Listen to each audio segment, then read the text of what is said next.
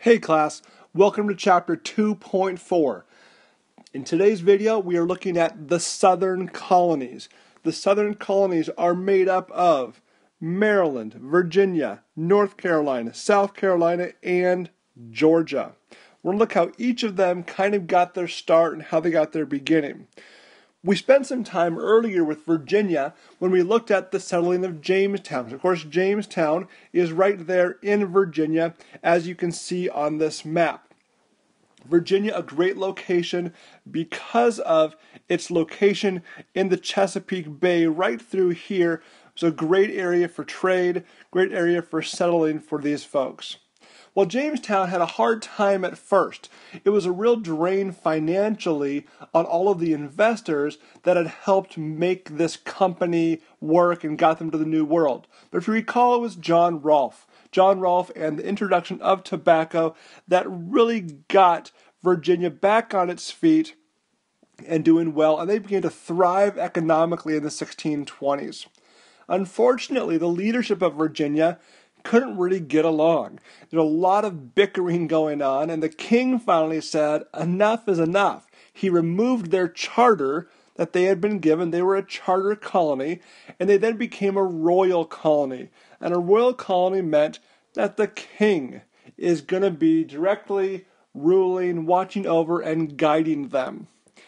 And if you remember too, initially the capital was in Jamestown. Well, they would have a lot of difficulties, as you remember, and one of those were a lot of fires. So after some fires that destroyed Jamestown, they decided to move the capital into Williamsburg.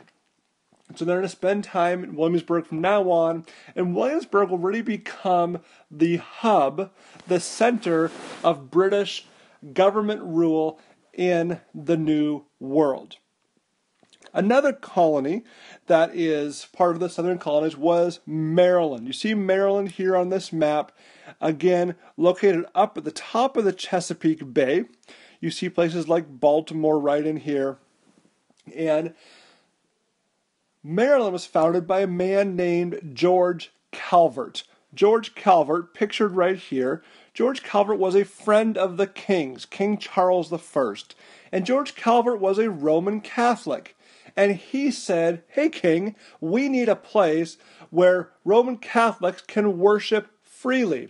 He was concerned because everybody coming over were Protestants, part of the Church of England, or Puritans, or separatists. And he wanted a place for Catholics to be able to worship freely.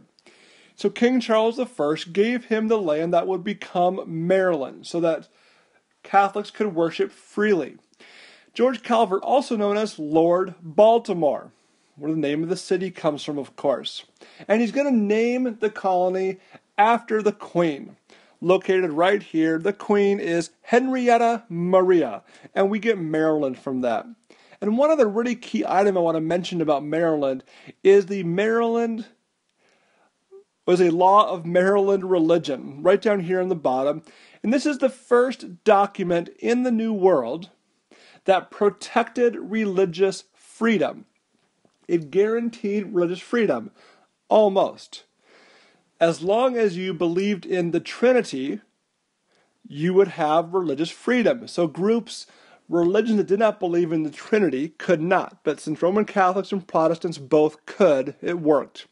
Now, Lord Baltimore, he wanted a place for Catholics, but within a number of years, 20, 30 years, there were actually way more Protestants living in Maryland than Catholics, by a number of 3-to-1, so a pretty drastic difference. But nonetheless, this was created as a place for Catholics to worship freely. Another colony was going to be the Carolinas. The Carolinas were created after a period of civil war in England. Civil war is when you have fighting going on within a nation. And he said, I'm going to reward the people who were loyal to me, the people who were faithful to me. And he's going to name the area Carolina after himself, Charles II, because the Latin name for Charles is Carolus. So he's going to name it after himself, the Carolinas.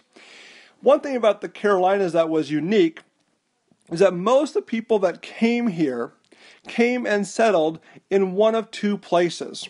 Some of them settled right down here near Charleston, a great port city, while others were right up here in the north.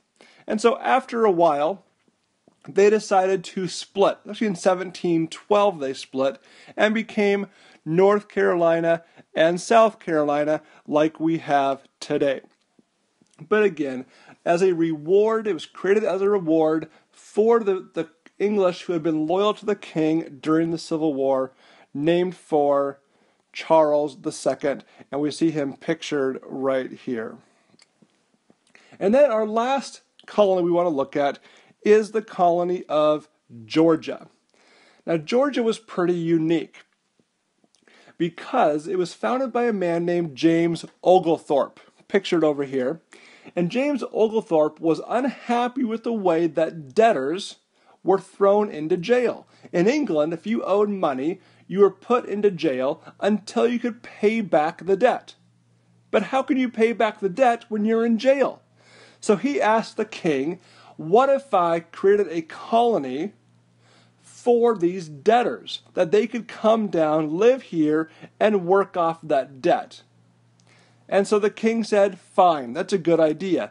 The king also had something else in mind. The king wanted a buffer zone. Down here in Florida, which was controlled by the Spanish. And so he wanted a buffer zone to protect the Carolinas from possible Spanish invasion later on. This is like his offensive line to protect people from getting to the South Carolina. And he thought, hey, you guys are debtors anyway. Who cares if something happens to them? So he's going to give him this land as a place for debtors, and then also to create a buffer zone between English South Carolina and between the Spanish in Florida. And then lastly, I want to mention is some of the cash crops. The South was making all kinds of money from cash crops. These are crops that were bringing in a large amount of money.